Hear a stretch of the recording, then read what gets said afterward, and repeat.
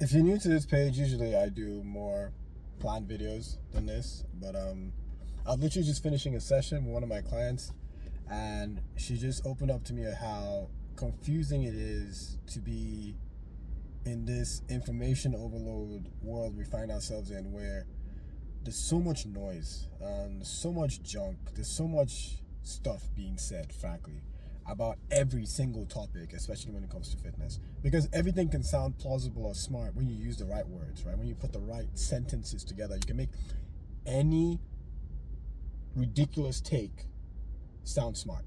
Like, I'll give you an example. Someone says, calories in, calories out doesn't work because as you lose weight, your calorie requirement starts to drop, and then because your calorie requirement starts to drop, you have to drop your calories, and then you get to a point where you don't lose any more weight, so then you have to drop your calories even more. And I'm just like, sounds okay until you start to think about it, and you're just like, yeah, of course your calorie demands went down. You lost actual body tissue. Your body has less work to do because there's less stuff, less area, pretty much less volume of human to pump blood to. There's less work that needs to be done. Another one was talking about like metabolic adaptations and NEAT adaptations in terms of like, your body preserving energy by dropping your heart rate, being more efficient. Yeah, it dropped your heart rate because it's not pumping as much blood to the same size person. Or when someone made a point about is, oh, the adaptations can be as much as 220 calories less per day. The question then is, for how long? What was the weight of the person when they started that test? Like, there's so many aspects to it. I also had this other kid come into the gym and he was doing 2 sets only to failure. And I was like, I was mind blown because he doesn't even do like a warm-up set or a I don't know, like a progression set to his actual working weight for 2 sets to failure. No, he legit just goes under the bar, picks up 70-pound dumbbells or 145-pound plate, whatever he's picking up, straight up picks it up, does 1 set, failure, drops it, picks another thing, set, failure, drops it, and that's it. He's going to the next exercise. Without understanding that, like, when people talked about 2 sets to failure, they still had to do warm-up sets. They didn't film the warm-up sets because the warm-up sets are boring. You don't want to film warm-up sets and talk about it all day. But that nuance of that is lost. There's so much junk in fitness. There's so much confusing information.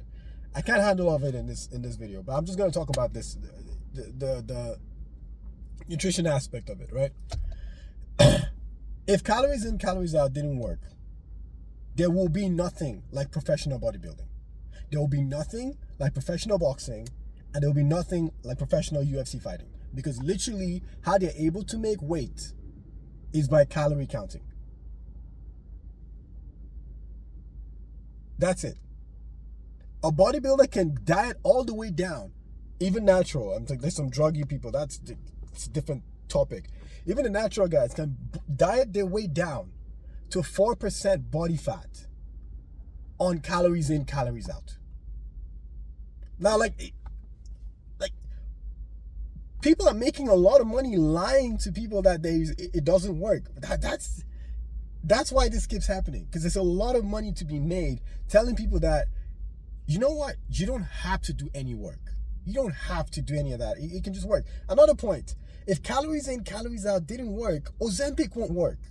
All the bariatric surgeries you can think of, none of them would work if calories in and calories out didn't work. That's just the truth.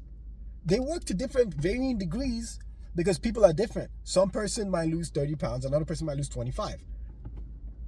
That's fine because we're all different people. But the principle stays the same. Calories in, calories out works. What makes it look like it doesn't work is that it's hard.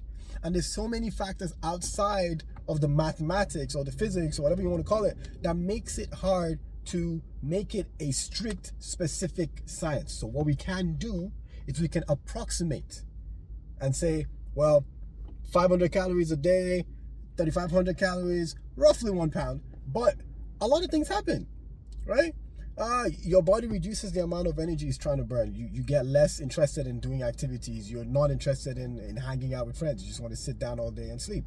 So you make adjustments to that by creating, this is what bodybuilders do, by the way, creating a strict caloric expenditure routine. I do X amount of cardio a day, X amount of steps a day, eat X amount of food. You're reducing the amount of variables. You're controlling the amount of variables. And by so doing, even though your NEAT changes, right, it wouldn't change dramatically because you are still forcing yourself or making yourself stick to a routine that keeps your NEAT close to controlled in at least the parts you can control, right? Because you can control your activity. You can't control what your heart is doing. Your heart can just decide, you know what, I'm not going to pump at 70 beats per minute anymore because I don't think we need to do this. I'm going on vacation. We're going to be pumping at 65 or 60. We're not going to be jittering much anymore because it's a waste of time. I'm just going to chill for a little bit. You can't control that. But what you can control is how many steps in a day you're doing, how many flights of stairs you're walking, how much food you're eating. Those things are within your control. The food industry might be trying to make food more palatable, but like that is their job. Their job is to sell food, right? They're going to make the food as tasty as possible. They're not going to be like, this food is too tasty. Let's make it taste bad because we want people to eat less food. That doesn't make any sense, right? I think there's also a problem of like people not wanting to take accountability for their own issues because like at the end of the day, control what you can. The other guy is focused on making as much money as they can, as pushing their ideology as much as they can. It's not their responsibility to decide how much you should eat. It's not their responsibility to decide how much walking and how much exercising you should do. They are still working on incentives. They're incentivized to make you eat as much food as possible. They're incentivized to have you buy coaching where you believe on stuff that doesn't make sense. Because like to them, like eventually they can still sell you on calories in, calories out, because that's eventually what they do. But they can paint this picture of you don't need to lose the weight. You don't need to track your calories. You don't need to eat this. You don't need to eat that. You don't eat this. Don't eat that.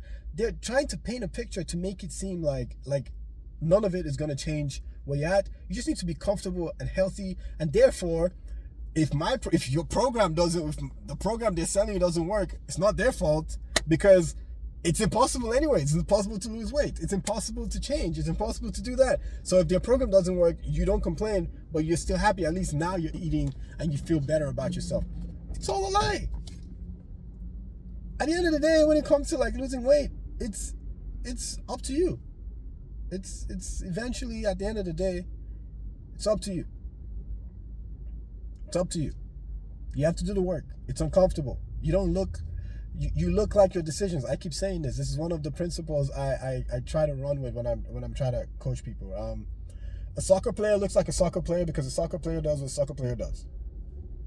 A running back looks like a running back because a running back does what a running back does. A marathon runner looks like a marathon runner because a marathon runner does what a marathon runner does. They run X amount of miles a day, a week. They eat certain kinds of food. They train a certain way. They look like a marathon runner. You wouldn't see a person that looks like dude, what's this guy's name? Like a world's strongest man and assume, you look like you run 100 miles a week. No, no, you wouldn't. You look at your decisions, right? And it's hard because like you have to make the decisions to change, to do things you're not necessarily comfortable with. You have to become a different person. And I'm starting to veer off a little bit, but yeah, becoming a different person is the reason why sometimes you might have sabotage by family members because they don't like who you're becoming because you're becoming somebody else. You're outgrowing them. You're becoming a different friend. Your sentences change. Your feeling, all of that changes a little bit, and they might not like it, and that's why that tends to happen. But that's a different part. But with all the misinformation, I do worry for a lot of people because a lot of people get misled into thinking they have no power. It's the government. It's big food. It's this guy. It's that person. They're all doing what they're designed to do. They're all doing their job. Feed the world. Make food. You can decide to go to the grocery store. You can decide to go to a farm. You can decide to go to the farmer's market. You can decide to eat processed food or not eat. At the end of the day, at the end of the day, there are things within your control that you can change. At the end of the day, things within your control you can change. Looking for a shortcut by listening to all these crazy gurus who be telling you nonsense like you don't need to track your calories because it doesn't work. Not like I tell people sometimes that find it hard to track their calories, like track it for a period of time so you know how much you can eat, how much you normally eat, so that you can make adjustments and make a routine around that, and then you can stop tracking for a period of time and then track your weight, because you might not like to track all the time. That's fine. But saying tracking calories doesn't work because tracking calories is just outdated science, your body's not a machine, therefore it doesn't work. Your body is a machine, by the way, but your body's a machine, doesn't work. Nonsense. 2 sets to failure. Go read the papers. Go watch the videos. A lot of them were doing warm-up sets. I don't know, man. Just it really does piss me off. Because I have to deal with this every single time someone comes into the gym. It's like, oh, I'm trying to grow my glutes, but Pilates isn't helping me grow my glutes. Yeah, it's not enough weight. I'm trying to build muscle, but I can't because, I just have a super fast metabolism. Your metabolism is the same from 16 to the age of 60. It didn't change. You changed. Yeah, when I this is something I don't even want to talk about, because probably someone's gonna hit me in the comments and be all angry with me, but yeah, you get the point. Anyways, that's my 12 minutes. That's my 12 minutes of ranting.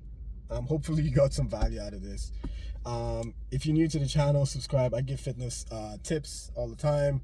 I do a lot more shorts than long form, because long form can be very tiring to make, but I'm gonna start posting more long form content. I'm just setting up my studio and thinking about changing my camera, because my camera overheats when you do like more than 30 minutes at 4K. So here we are. Like and subscribe, and I will give you more structured videos next time. This is just a rant that I had to do because I was really getting pissed off at this whole thing. Thanks.